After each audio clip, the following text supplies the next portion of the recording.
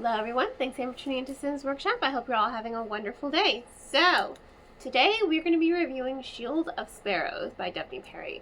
I liked this book, but I didn't love it. I think one of the greatest takeaways for me personally from the book was the world building. I loved the world building. I thought it was really intriguing. And I liked the monster aspect. So every generation or so there was a migration. It's called the Crux, and the monsters created by the gods' children, because they were, envious of the humans that the gods created. They're like, we're gonna put you guys in your place and remind you that we're the big dogs around here, kind of thing.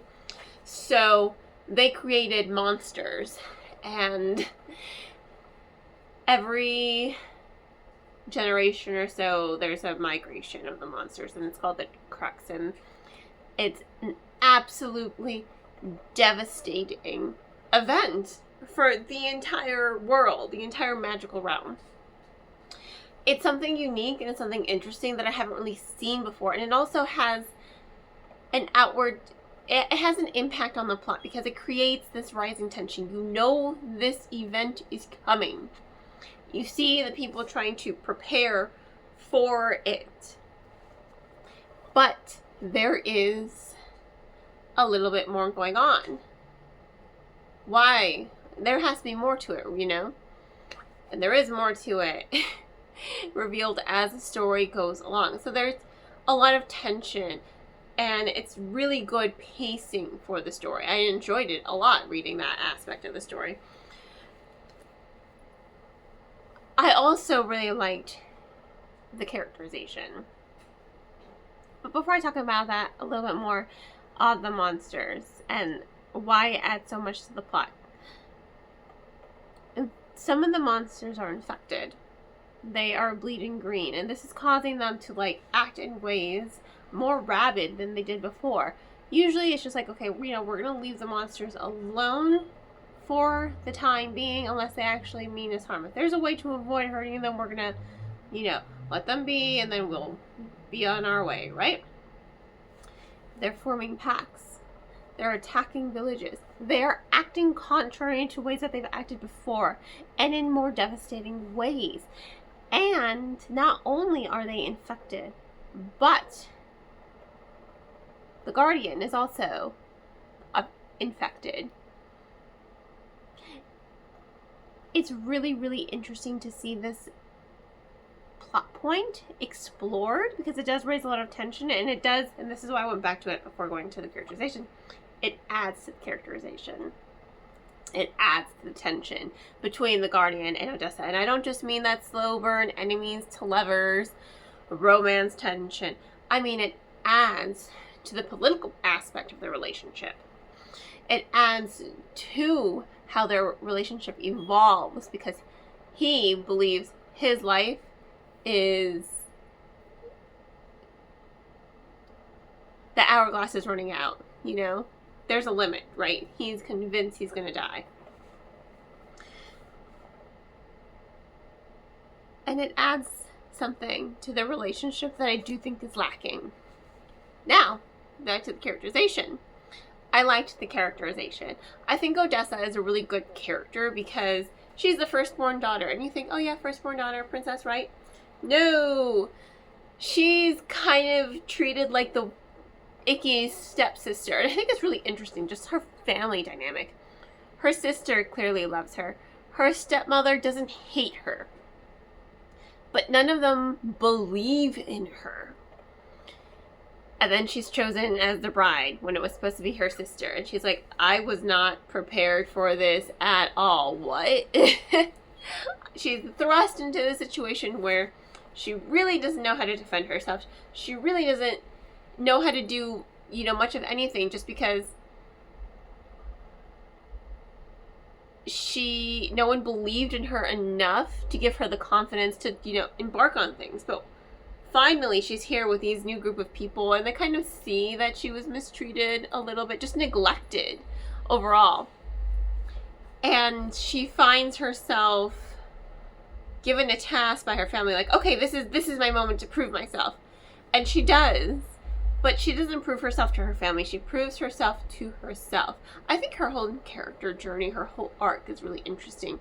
Just to see her grow and find herself. And she teaches herself, you know, how to sword fight. She basically puts her foot down. She stands up for herself. She becomes someone she likes and believes in because she's finally realizing, wow, my family treated me like I was like worthless and nothing. But turns out they were wrong. I don't need anyone else's validation. I just needed someone to just believe in me the way I believe in myself about things. To not say, oh, that's a waste of your time, and basically say, oh, hey, you're good at that. Let's keep trying. Or people who just didn't give up on her just because she didn't get it right the first time around. You know? She finds that she pushes herself because people finally believe in her, so that encourages her to believe in herself. And I really like that, her character growth. I think what I didn't like, and the real reason why this book is like okay in my opinion and why I couldn't love it, is the romance between her and the Guardian. I just think it was... There's slow burn, and then there's slow burn. I mean, it got to the point... I love it. I love a whole slow burn, you know. If it's a slow burn, I don't mind it, because I like the building of their relationship. And that's what I did like that. I like how the Guardian and her become like frenemies. I enjoy that aspect of their relationship, how they became friends and people who cared about each other outside of thinking each other was hot. One, every time she noted on his muscles and how attractive he was, I always tend to find that really annoying in romantasies and in fantasy in general. I just think it's like, okay, I get it. You've already checked out his muscles several times before. I don't really need this added detail to be repeated. It's one of my personal pet peeves because it borders on cliche, because a lot of fantasy and romantasy and romance thing, you know, authors tend to do that repetition of checking out someone's muscles. It just gets annoying for me. I'm just like, oh my God, get on with it. I get it. You like this guy. I don't need that repetition.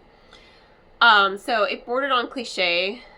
And while I did appreciate them building a foundation for their relationship, I mean, I got so invested in just their friendship that I completely forgot about the romance aspect of their relationship, because you know they're going to hook up. You know what's going to happen. They're enemies to lovers. It's written in the stars from the very beginning. You know what's going to happen. But it just took too long to develop to the point where I just wasn't interested in it anymore. You know, it was just like, okay, whatever. I just didn't care enough. I don't know. There was just something about it I just wasn't able to connect to, personally. I was not able to connect to their romance aspect so much as their friendship aspect, because I felt like, I guess it was a little too slow for me, because it did take a huge dip and it didn't pick up fast enough for me to become invested in it again. But also her internal monologue of, like I said, her checking him out a lot. I mean, that repetition is just like mind-numbing to me. It's not something I personally like when I'm reading romantasy and romance and fantasy. I don't need that repetition. It becomes a little cliche and a little annoying. So I think those were the two reasons why I just wasn't able to connect to their whole relationship as a whole. And that's probably my biggest hindrance with the story, because I love the characterization. I love their dynamic. I think they have a really good dynamic. Not just them, but also the side characters as well. I think the dynamics are done really, really well. I think the world building is done really, really well. I enjoyed the novel. I just was... like, it was good. I would recommend it. I think I just wanted more from it. That cliffhanger, though, that was a plot twist I didn't see coming. And I'm just like, okay, here we go. So I can't wait to read what's going to happen in book 2. So, yeah. Really, it's a good book. I just had personal pet peeves that just kept me from enjoying the book fully. and giving it 5 stars, so it gets a solid full star. 4 stars. Words, they matter, right? Solid 4 stars. So, in any case, thank you all for tuning in. Please don't forget to like, subscribe, and share with all your book loving friends. I hope you all have a wonderful rest of your day, and as always, happy reading.